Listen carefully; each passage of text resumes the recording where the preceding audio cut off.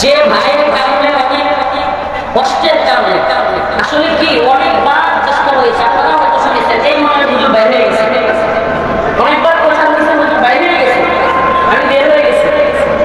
অনেকে চেষ্টা করেছে বের করতে, কিন্তু আল্লাহ পাক হয়তো চাইছেন সত্যি কথা বলতে দুই একজন মুখলিস মানুষের চেষ্টা প্রচেষ্টায় আল্লাহ আমাকে বাহির করবেন, এটা হয়তো আল্লাহ তাআলা চিন্তায় ছিল, আল্লাহ তাআলা সিদ্ধান্ত ছিল। এটা হলো কথা। আরেকজন ভাই কিন্তু আপনারা কেউ চিনেনই না, সুবহানাল্লাহ, এ হলো আল্লাহর কৃতজ্ঞতা, আমি স্বীকার করতে পারবো না। ওর বন্ধের কিনেও আমরা রোডে করে থাকছি, কিভাবে একটু কাটা গাঁজা মোহরিকে দিয়া পেশকাতে দিয়া বিভিন্ন ভাবে করছি, একটু কাজটা গাঁজা নাম হলো আব্দুল কালাম ভাই, এলাকার ওই চট্টগ্রামে জামাই। তো মাশাআল্লাহ এই ভাই উনাকে রাখছিলেন, অনেক চেষ্টা প্রচেষ্টার পরে দীর্ঘ বন্দী জীবন পেরিয়ে আবারও আপনাদের মধ্যে আল্লাহ পাক ফিরিয়ে দিয়েছেন, সেজন্য রব্বে কাবার এলাকার শুকরিয়া, আলহামদুলিল্লাহ। প্রিয় হাজরিন, আজকে আমরা এই এত বড় প্রতিষ্ঠান এবং সারা বাংলাদেশের মধ্যে নাম করা দ্বীনি শিক্ষা প্রতিষ্ঠান নজরুল হক মাদ্রাসায় কোরআন হাদিস থেকে কিছু কথা বলবার এবং শুনবার জন্য আল্লাহ তাআলা ব্যবস্থা করে দিয়েছেন, সেজন্য অন্তঃস্থল থেকে শুকরিয়া আদায় করে বলি আলহামদুলিল্লাহ। প্রিয় হাজরিন, কথা বলার সময় খুব অল্প, আপনারা চিল্লাচিল্লি করে যত সময় নষ্ট করবেন আপনারা সকলকে বঞ্চিত করবেন, কারণ কয়েকটা মেসেজ দেওয়ার জন্য এখানে আসছি, অনেক কষ্ট করে গলা বসা, অসুস্থ 32 মাস পরে আসছি, আত্মীয়দের কিছু হক আছে, মা বাবা কাছে থাকা, বাবা নাই এরপরও যারা আছে তাদের হক আছে, তারপরও ভাই বাবা ছেড়ে চলে আসছে। এটা আমার বের হওয়ার পর প্রথম প্রোগ্রাম, এটা আমার বের হওয়ার পরে প্রথম প্রোগ্রাম।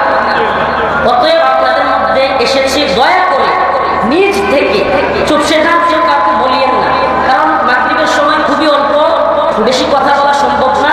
কয়েকটা কথা বলার জন্য আপনাদের সামনে হাজির হয়েছি, আল্লাহ তাআলা যদি তৌফিক দান করেন, আমার তৌফিক ইল্লাহ। প্রিয় হাজরিন, আমি যে আয়াতে কারিমা তিলাওয়াত করেছি, আল্লাহ পাক রব্বুল আলামিন বলতেছেন হুয়াল্লাযী আরসালা রাসূলাহু বিল হুদা ওয়া দীনিল হক, আমি আমার রাসূলকে সত্য দ্বীন সহ হিদায়াত সহকারে প্রেরণ করেছি। উদ্দেশ্য কি? আল্লাহ রাসূল সাল্লাল্লাহু আলাইহি ওয়াসাল্লামকে পাঠানোর উদ্দেশ্য আল্লাহ রাব্বুল আলামিন বর্ণনা করে দিয়েছেন, লিইয়ুযহিরাহু আলা দ্বীনি কুল্লিহি হুয়াল্লাযী আরসালা রাসূলাহু বিল হুদা ওয়া দীনিল হক লিইয়ুযহিরাহু আলা দ্বীনি কুল্লিহি, সমস্ত মতবাদের উপরে, সমস্ত দ্বীনের উপরে ইসলামকে বিজয়ী করার জন্য, ইসলামকে একমাত্র মনোনীত করার জন্য আল্লাহ পাক রাসূলকে পাঠাইছেন। তার মানে আল্লাহ পাক এই দ্বীনকে কেমন দেখতে চান? পরাজিত, লাঞ্ছিত নাকি বিজয়ী? পরাজিত লাঞ্ছিত দেখার জন্য কি আল্লাহ তাআলা রাসূলকে পাঠিয়েছেন নাকি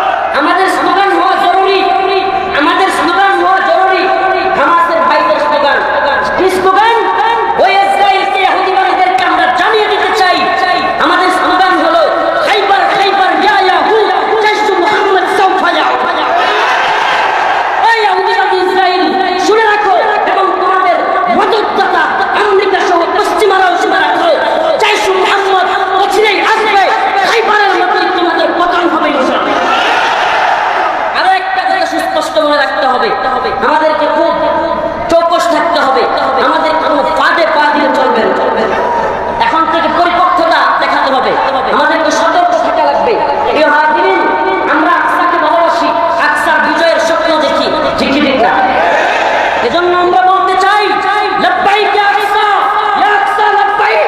এই উম্মার যুবকেরা তোমাদের জন্য, তোমার বিজয়ের জন্য তৈরি আছে ইনশাআল্লাহ।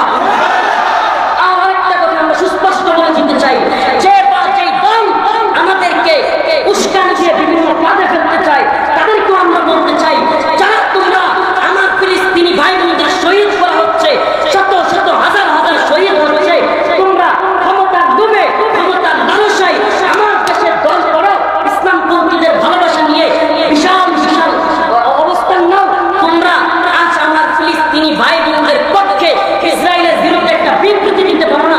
সুস্পষ্ট মনে রাখো, এদেশে ইসলামপন্থীদের পক্ষে যারা অবস্থান নিতে পারে না, পশ্চিমা আমেরিকার ভয়ে, নেটুর ভয়ে, ইউরোপের ভয়ে, তারা জেনে রাখো তোমাদের ক্ষমতার সাথ আল্লাহর পক্ষে ইসলামপন্থীদের পক্ষে না আসলে কখনোই করে দেবে। কথা একদম ক্লিয়ার, কথা একদম পরিষ্কার বুঝবেন, বাদে পা দেওয়া যাবে না। এরা কারা, এরা কোন দল? আমরা বাস্তবে সরাসরি বলি, আমরা আল্লাহর দ্বীনকে বিজয়ী করার জন্য কাজ করি।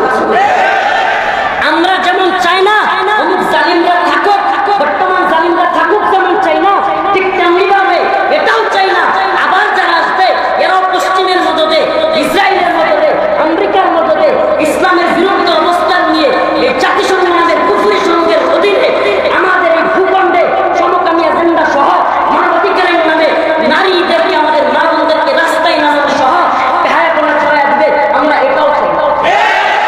আমরা যেমনি ভাবে হিন্দুত্ববাদী এজেন্ডা এই ভূখণ্ডে বাস্তবায়ন হতে দেব না, তেমনি ভাবে পশ্চিম আমেরিকাদের এজেন্ডাও এই ভূখণ্ডে বাস্তবায়িত হতে দেব না। আমাদের কথা একদম সুস্পষ্ট, মেসেজ সুস্পষ্ট। আমরা দালালি পছন্দ করি না, যা বলে সুস্পষ্ট বলি, যা লালন করা সুস্পষ্ট লালন করি। আমি একটা কারগুজারি শোনাতে চাই, আমি একটা কারগুজারি শোনাই ভিতরে। দেখেন, আমরা তো ফিতরাগত ব্যক্তিগতভাবে মানুষ কষ্টে বললে স্বাভাবিকভাবে মন খারাপ হয় কি হয় না? মনে করিয়েন না যে হুজুর মনে হয় এত মানুষ দেখে খুব জজবায় অনেক কথা বলে ফেলতেছে, এটা ওরা বলে আর কি। এরা মনে করে আমরা সব জজবাই করি। একজন যদি ঠিক না বলে তবুও রফিকুল ইসলাম মাদানী এভাবেই বলবো। কেউ ঠিক বলা না বলা, কে সুমা দিল না দিল, কে বাহবা দিল, এই যে শুনেন, আমি কম করে আসছি, আল্লাহি ভাইকে সামনে রেখে বলছি, হুজুরদেরকে সামনে রেখে বলছি, আমি ভিতর থেকে কম করে এসছি। এই যে দুনিয়াবি কেরিয়ার, দিনের পক্ষে যদি কাজ না লাগে, এই যে ময়লার টুকরা, এই যে টিস্যুরা যেমন ফেলে দিলাম, আমার এই চোখ কেটে, আমার এই সব কিছু আল্লাহর জন্য টুকরা টুকরা করে ফেলে দিলাম। দুনিয়াবি কোনো লালসার ভয় আমাদেরকে দেখায় লাভ নেই।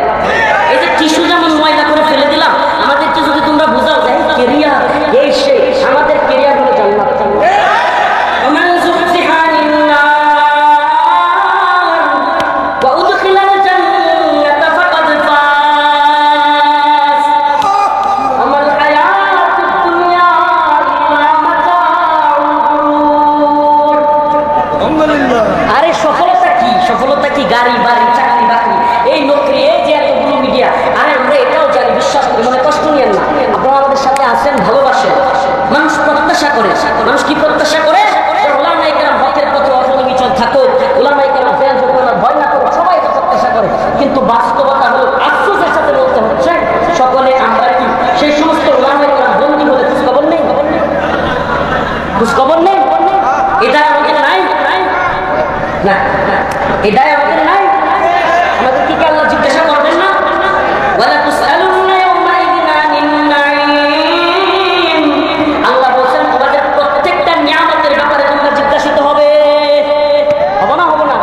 তাহলে নিয়ামতের ব্যাপারে জিজ্ঞাসিত হবে। আমরা চাই উলামায়ে কেরাম হকের পথে থাকুক, উলামায়ে কেরাম দ্বীনের পথে অটল অবিচল থাকুক, কিন্তু দিন শেষে আমাদেরকে ওই উলামায়ে কেরামের পরিবার যখন জেলে যায়, সেই সমস্ত উলামায়ে কেরামের পরিবারের বাজার করা টাকা থাকে না।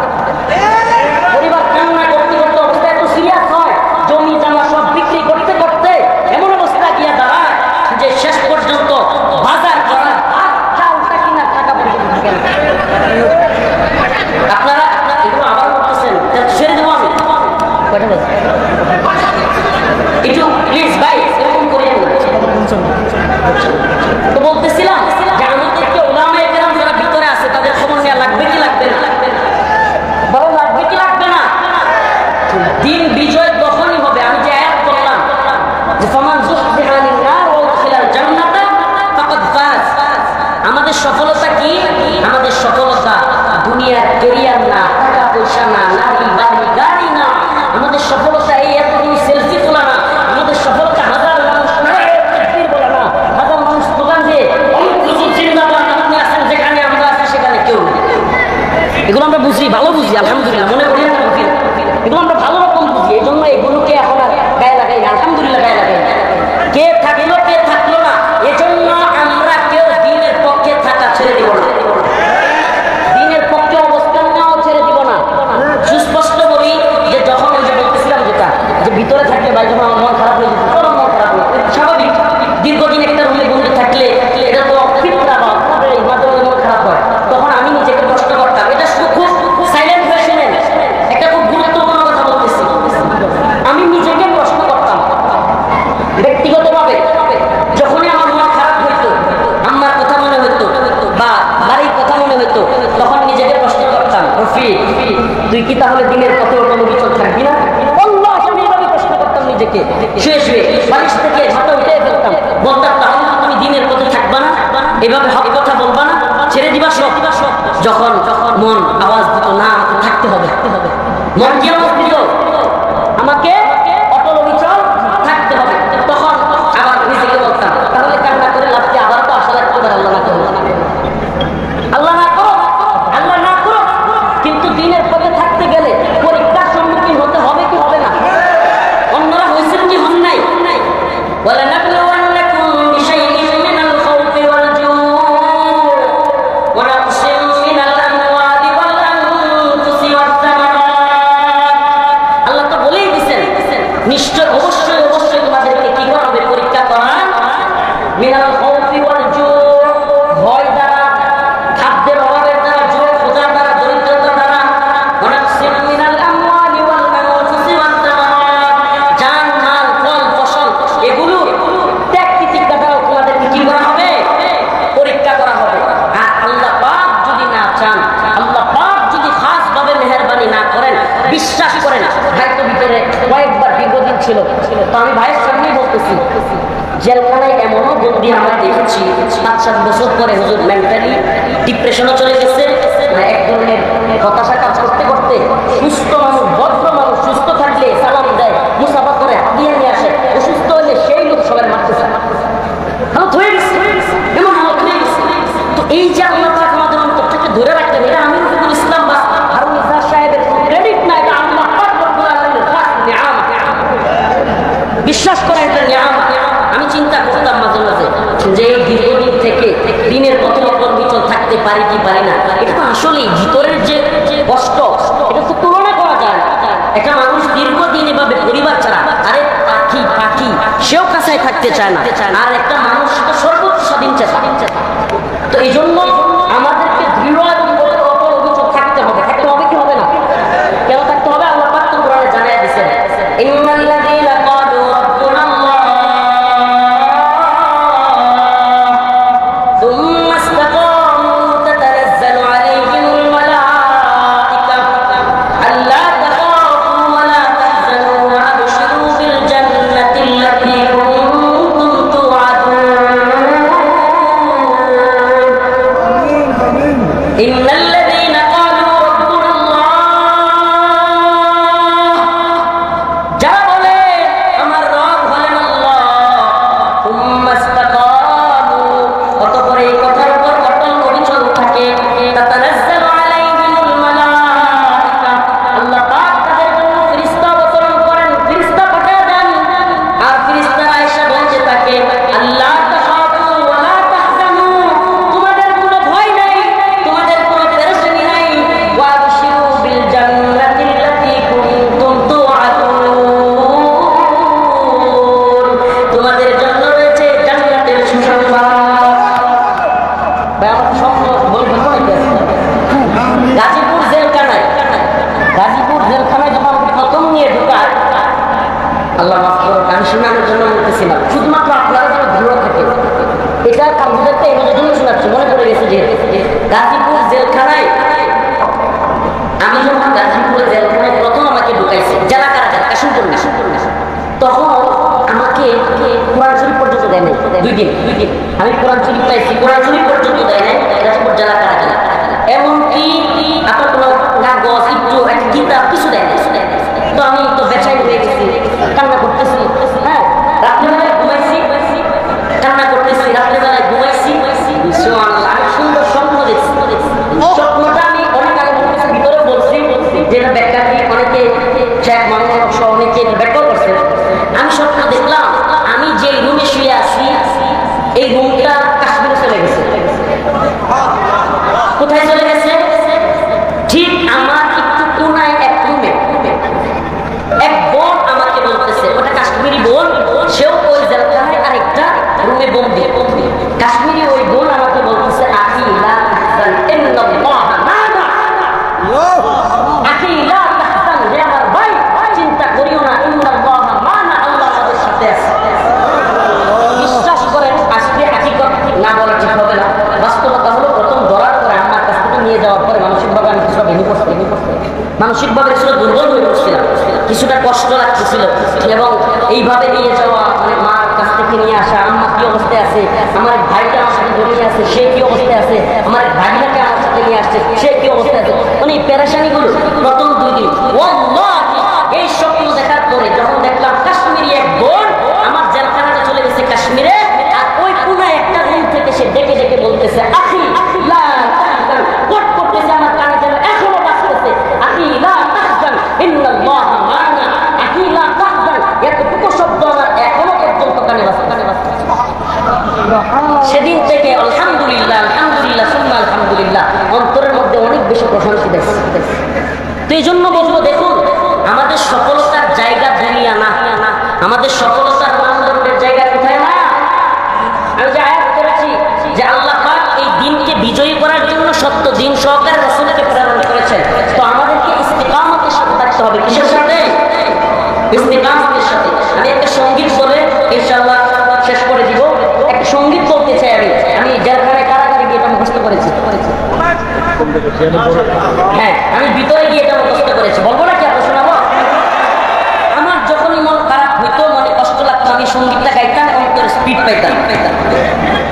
ওই শক্ত প্রাচীর ঘেরা বন্ধুর পথ লঙ্ঘন করে সামনে এগিয়ে যাব, পুরা মৃত্যু জয়ী সত্যের সৈনিক দল, গন্তব্যে গিয়ে খেলতে হব।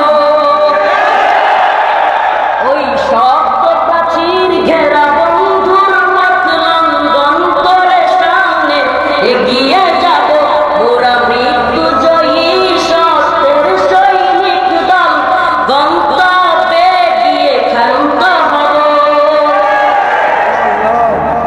মোরা একে আল্লাহই বিশ্বাসী, কুফর শিরিক মোরা মানি না।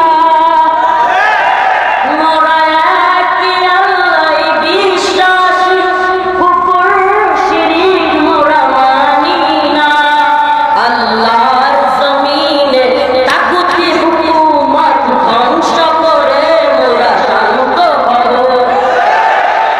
ওই শক্ত প্রাচীর ঘেরা বন্ধুর পথ লঙ্ঘন করে সামনে এগিয়ে যাব, পুরা মৃত্যু জয়ী সত্যের সৈনিক দল, গন্তব্যে গিয়ে ক্ষান্ত হব। বিশ্ব ভুবনে মুদের উপমা, মোরা ফুল সম তলোয়ার সম। বিশ্ব ভুবনে মুদের উপমা, মোরা ফুল সম তলোয়ার সম। সুবাস ছড়াবো মুসালিমের রক্তে, জগৎ ভাসিয়ে ক্ষান্ত হব, মোরা মৃত্যু জয়ী সত্যের সৈনিক দল, গন্তব্যে গিয়ে ক্ষান্ত হব। ওই শক্ত প্রাচীর ঘেরা বন্ধুর পথ লঙ্ঘন করে সামনে এগিয়ে যাব, মোরা মৃত্যু জয়ী সত্যের সৈনিক দল, গন্তব্যে গিয়ে ক্ষান্ত হব। রাসূল আমাদের কমান্ডার, কুরআন মুদের পথ নির্দেশিকা। রাসূল আমাদের কমান্ডার,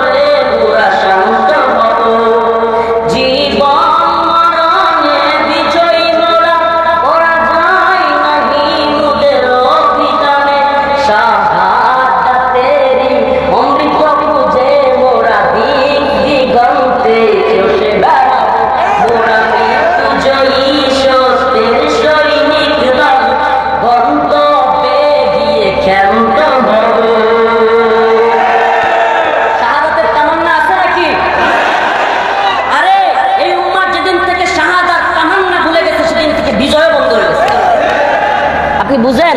এমন তো অবস্থা এমন যে বিছানায় পড়ে মরার খায়েশ, বিছানায় পড়ে মরার খায়েশ হয়েছে আমাদের, ভয় পাই আমরা। আরে শুনেন, পৃথিবীর সমস্ত কুফার জোট মিলেও যদি আপনাকে হত্যা করতে চায়, মারতে চায়, আল্লাহ পাকের ফয়সালা না হলে কোনো ব্যক্তির ক্ষমতা নাই আপনাকে মারতে। ইদা জা আজালুহুম লা ইস্তাখিরুনা সাআতাও ওয়া লা ইস্তাকদিমুন। আল্লাহ তাআলার ফয়সালা যা আছে তার এক বিন্দু এদিক সেদিক হওয়ার কোনো ক্ষমতা কারো নাই। লা ইস্তাখিরুনা সাআ, একটু কমেও হবে না, একটু বেশিও হবে না, আগেও হবে না, পরেও হবে না। বিশ্বাস হয়?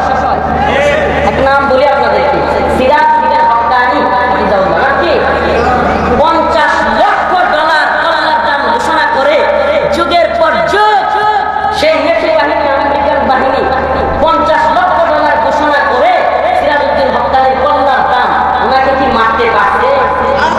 উল্টা বাবা দাইটা পায়ে ধইরা চুক্তি কইরা লাঞ্ছিত হইয়া অপমানিত হইয়া দিন শেষে কল্লাটা, নিজের কল্লাটা ওনার সামনে নত করে ভাগতে পারছে।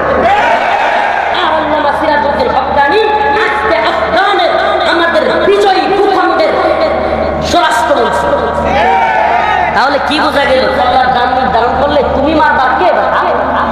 তুমি কেমনে মারবা? আমরা যদি দিন বিজয়ী করবার জন্য আমাকে তৈরি করে, ঠিক না? অতএব কল্লার ভয় পায় লাভ আছে? আমাদের কি তাহলে মানসিকতা কি হবে এমন যে শরীয়তের দরকার নাই, নিরাপদে বাঁচতে চাই? নাকি মানসিকতা এমন হবে ইম্মা শরিয়া ওয়া ইম্মা শাহাদা, হয়তো শরিয়ত নয়তো শাহাদা।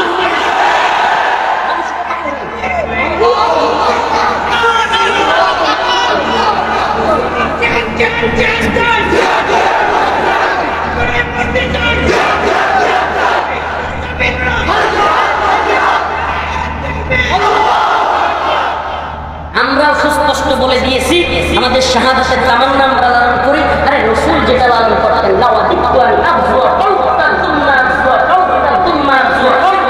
রাসূল বলছেন, হে আল্লাহ, আমার মন চায় আমি যুদ্ধ করি, শহীদ হই, আবার জীবন পাই, আবার শহীদ হই, আবার জীবন পাই, আবার শহীদ হই। আরে আল্লাহ রাসূল যদি শাহাদাতের তামান্না করতে পারে তাহলে আমার তামান্না কি হওয়া উচিত? তাহলে শাহাদাতের তামান্না আছে তো?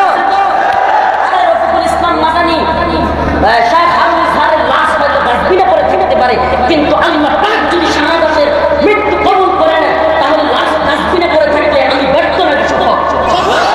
অতএব আমাদের লাশ কোথায় পড়ে থাকলো সেই ভয়, সেই চিন্তা আমরা করি না। আমরা কোনো দলের দালালি যেমন করি না, কোনো দলের ফাঁদে পাল তেমন দেই না।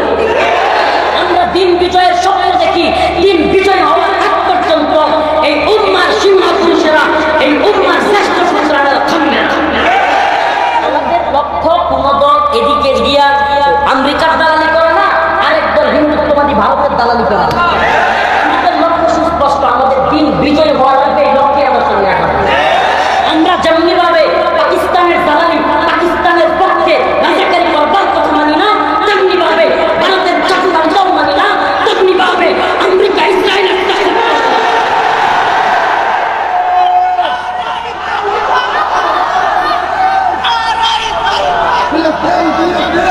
বন্ধুত্বের খবর দিয়ে শেষ করতেছি। আখিরি পয়গাম,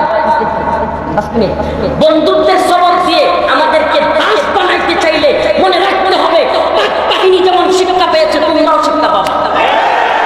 বন্ধুত্বের নাম দিয়ে প্রভুত্ব কাটাইতে চাইলে আরে আমাদেরকে বন্ধুত্বের সবক কি দেখাও। এই নাতান বম, এই বদমাশ আমার সীমানা নিয়ে, আমার বাংলাদেশের, আমার এই ভূখণ্ডের, ইসলামী ভূখণ্ড নিয়ে ষড়যন্ত্র করে আর তোমরা ব্রিফিং করে বিবৃতি দাও যে নাতান বম পার্শ্ববর্তী রাষ্ট্রে আছে, এত বন্ধুত্ব আমার রাষ্ট্রের বিরুদ্ধে যারা যায় ওদেরকে